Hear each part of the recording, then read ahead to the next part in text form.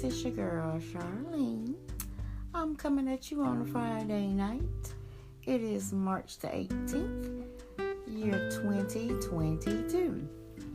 Well, I hope that everyone has had a great working week. I hope that you guys have enjoyed getting out and enjoying some of the great sunshine today. Whether you were working in your yard, traveling to your next destination, doing some food shopping, going to sit in the park, watching a tune on television, rocking in your back chair, on your chair on your back deck, or on your porch, taking a stroll in the park, driving down the highway, or whatever you may have been doing today. I'm just hoping that it was a lovely day, because it was indeed a lovely day for me. Now, again, this is your girl Charlene, and again, this is a Friday evening, going into Friday night. It's about 8:40 p.m. here in the Triad, so I'm not sure what time it may be elsewhere for those who are listening in. And before I get started, I want to go ahead and send out my gratitude and my thanks to everyone who's listening in today. Thank you for taking a moment out of your busy schedule to listen to me discuss what it is that I had on my mind this evening. So before I go any further, I'd just like to reiterate what I always state in my sessions, and that is my videos that I make and my sessions and recordings that I take always mean something to me, because it is of some substance or something that may have happened in my life, directly or indirectly through something that may have happened to me or to a loved one that's very dear to me. So it definitely means something to me when I share these thoughts and opinions that I have. But again, they may not mean anything to you, the listener, but I sure hope that they do. And whether they mean anything or not, I just hope that you can take something from them that you can apply in your own daily and everyday life and activity. So with that being said, I'll go ahead and get into the meat of this thing. I did invite some friends to chime in, so if they chime in, I will let them come in, or I'll redo another recording and we'll share that one later. So as of right now, no one has chimed in yet. So we're going to go ahead and get into what I wanted to discuss this evening. So, how can I say this? There has been some situations in my life where everybody that knows me, that really knows me, not those that knows me on the surface by talking to me over the phone or even hanging out with me just a little bit. I'm talking about people who know me, who have, took the time to get to be around me and see kind of how I am in different situations, how I react to different things, how I respond to different people, etc. So once someone has taken that time out to get the opportunity to really get to know me, not what they think they know, not something that they think they feel they know about me because of a conversation or two that we may have had. But I'm talking about people who really know me for who I am. They always tell me that I'm too nice, that I let people do this and do that to me, and that I allow a lot of things to go on in my life that are really unnecessary. And there have been some times that I have actually sat back and I've thought about it, and some of what they say is kind of true, because I've been known to be, and being known to have been called a love bug by some people. And what that really means is that I'm a loving, giving, and caring person. So those who know me, they know that, that's who I am. I like loving on whoever I'm with. I like caring for whoever I'm with. I like spending time with whoever I'm with. And I'm a touchy-feely type person, so that can cause some people to be uncomfortable if they have had some childhood trauma or other relationships where a touch was a bad touch. So I have to kind of like remember that everybody don't like to be touched. I was even dating somebody one time. We're not really dating, but getting to know somebody one time, and I kind of like touched him, and it wasn't an inappropriate touch, but it was like he was taking off a shirt or what have you, and y'all don't let your mind get to racing and going somewhere crazy. But I just kind of like he had a t-shirt underneath, and I was just kind of like put my hands on his shirt to help him pull the shirt up over his head. Now, I know he is not my child. I know he was not like unable to take the shirt off or what have you. But me being the kind of person I am, I just did it before I even thought about doing it. And I think it offended this person. And so, but it made me feel a little weird because I'm like, what did I do wrong? So on my end, I'm feeling weird, like, what did I do wrong? On his end, he's feeling like, why is she acting like my mama? So you guys will see where I'm going with this in a minute. So anyway,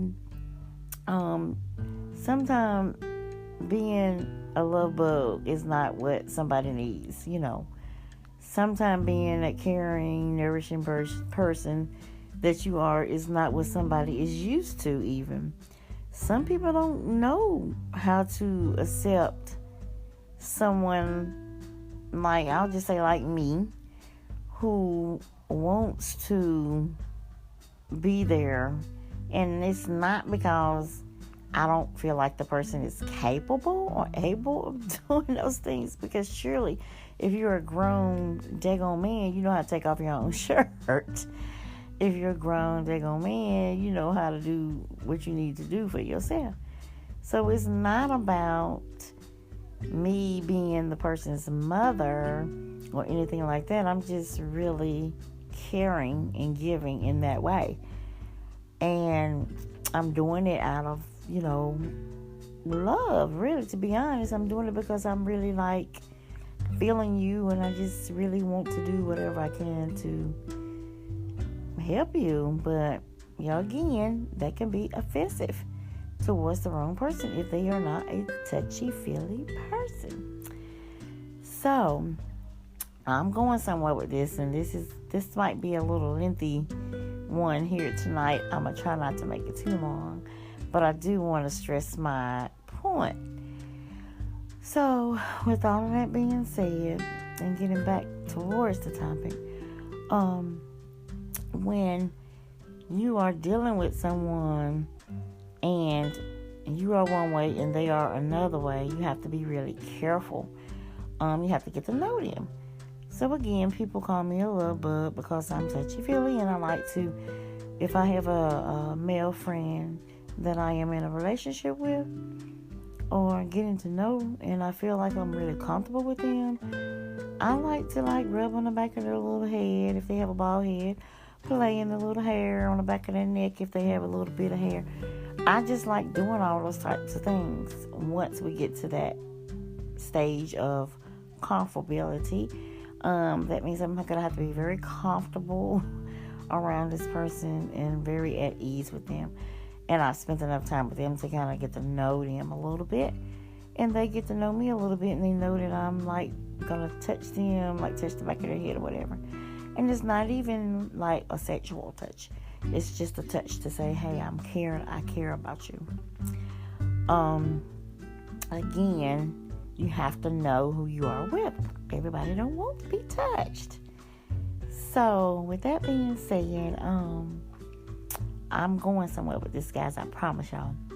So, with that being said, my topic tonight is really getting to know someone, or believing that you know someone is more of the topic. So when you spend time with people, or when you are communicating with them through text or on a phone call or what have you, and you're spending hours talking, they are disclosing information about themselves, about their family, about their loved ones, this, that, and the other. You're doing the same. You guys are making a bond, forming a bond. You're talking about God if you are a religious type person.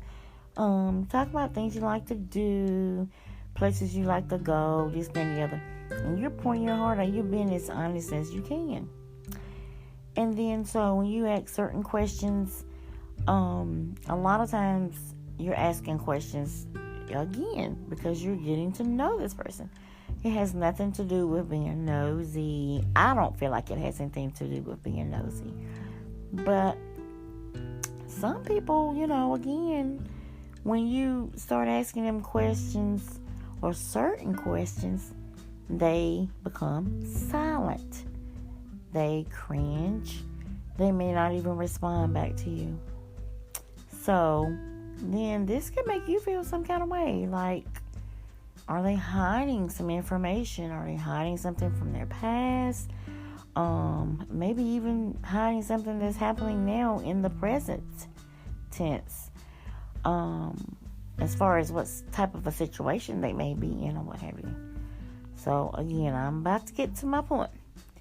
So you're spending this time, you're getting to know somebody, you think, and they're getting to know you, and you're letting your guard down.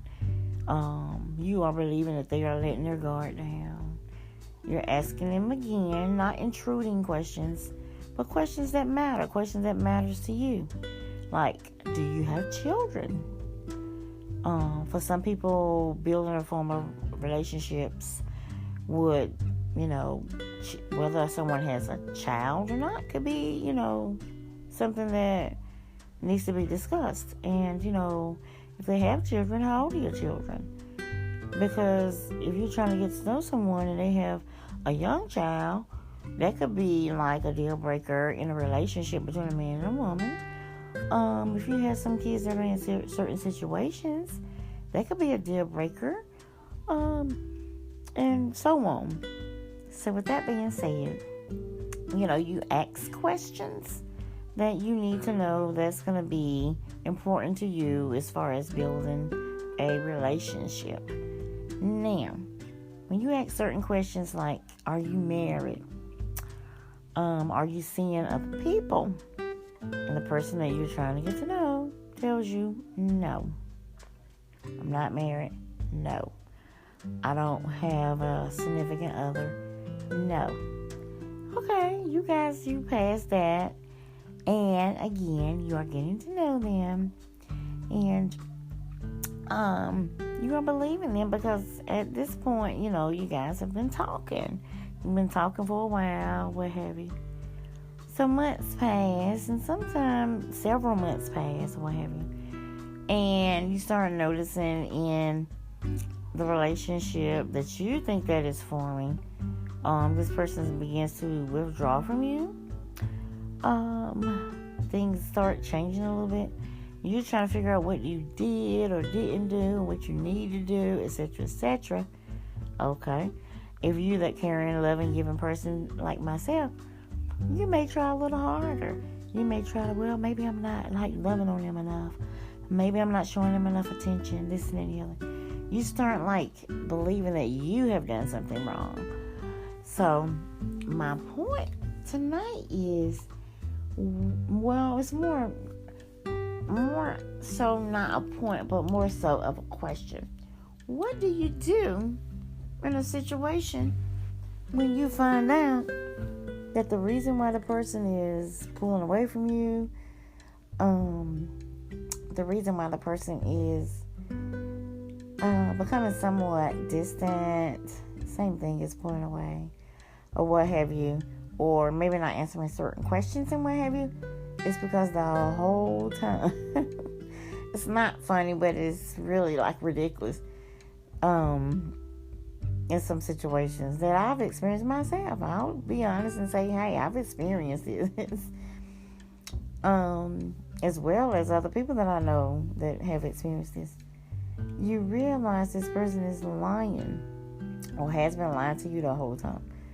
And when you find out that they do have a significant other, whether it's a girlfriend, a fiance, or someone that was maybe even married, What do you do when someone lies to you like that?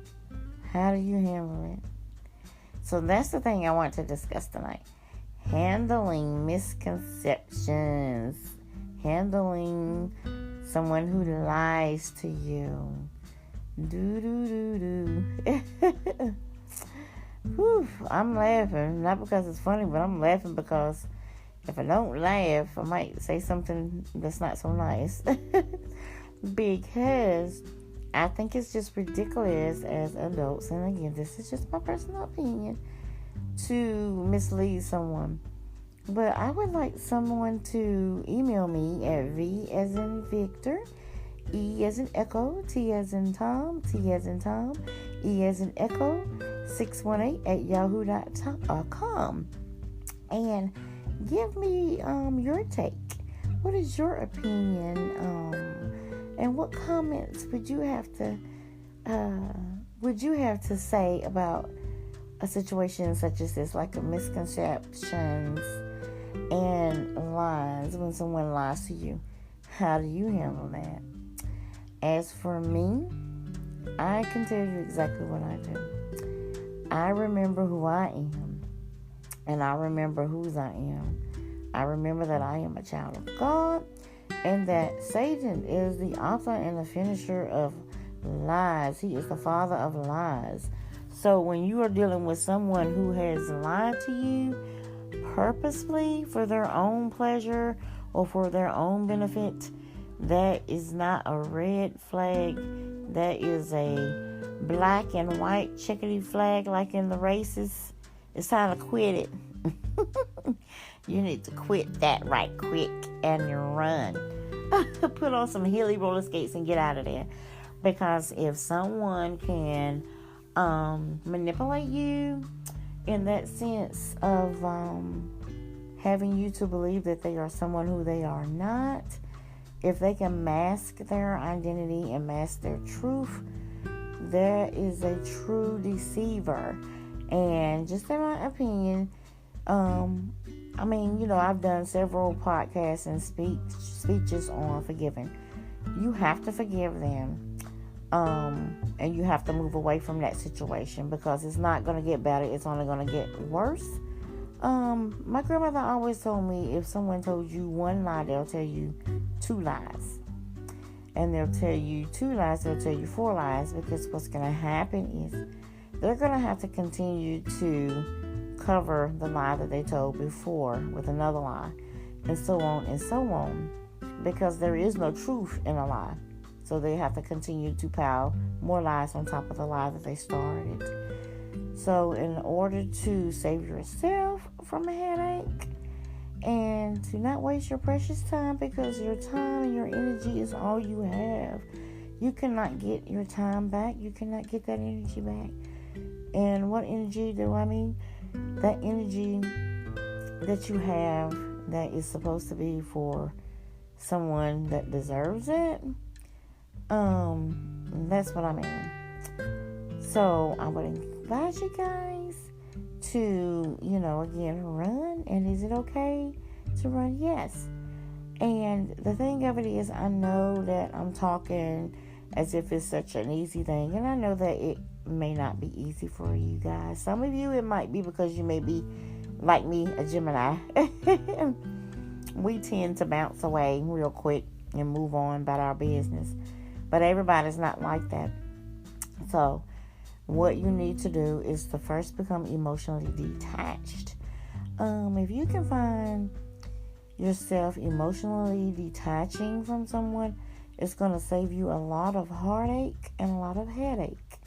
That doesn't mean that you're not going to think about a person or a situation or what have you. You would definitely think about that. You're human. It's going to happen. But what it does mean is that once you emotionally detach from it, it cannot seep and sink into your heart. And once you emotionally detach from that and it can't sink into your heart, it's not going to get into your mind and your thoughts. And so you won't be thinking about it. You won't be feeling the pain from the deception. and what have you, and you'll be able to move forward with whatever it is you need to do and on to your next adventure, or your next relationship, and you'll be able to move forward in a healthy way. Now, when you're moving forward, do not blame yourself for what has happened to you as far as someone who has deceived you, because it was not your fault that they decided to be like their father, the devil, a liar. It's not their fault. It's not your fault that they lied to you. So don't ever think that once someone has lied to you that you did something to cause them to lie. You did nothing. That is already in them, and that's not the first time they lied. It won't be the last unless they repent and ask God to help them. Now, does that mean you have to totally leave them alone? I'm going to leave that up to you, because that will take some really focused, that would take a person who's really focused and responsible with their intent and their feelings. I'll put it that way. For instance, if someone has done something to you, and if you're able to move on and communicate with them without being emotionally attached to them, then yes, I think that it's okay to still connect with that person, speak to that person, talk to them, that person, what have you, but not on the level that you were before. If you cannot detach from the emotional feelings that you had for that person beforehand, I would discourage you from trying to continue a relationship with that person, because it definitely will not work. So again, that depends on your maturity level as far as your emotional status and ability to disconnect from the individual that was deceptive to you. So guys, with that being said, whether you are a love bug and you give 110% or not, and whether you are the person on the other end who is running around deceiving people or not, I would encourage everyone to, do the role play. Like, for instance, put yourself in the other person's position, whichever shoe you're on or whichever foot you're on, and try to see like where they're coming from or what have you. And I'm speaking in terms now of like a therapist. It's called role playing, and kind of act out how they were acting towards you, or kind of act out in your mind, or even play it out, with someone else, to kind of get a feel of what you think could have been going through their head or what have you. And then after you do all of that, forgive.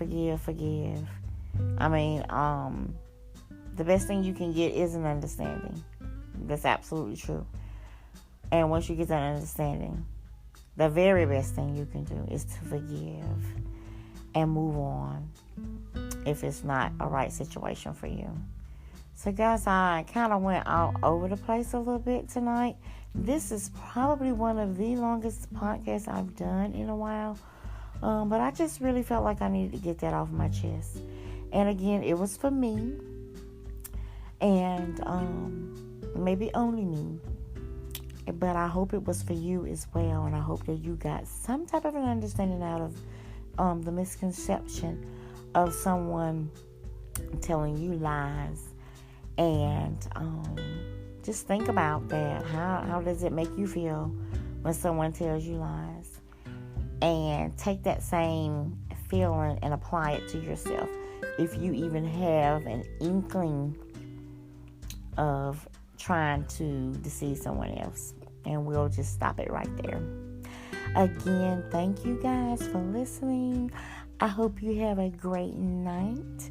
It's March the 18th, 2022, on a Friday evening.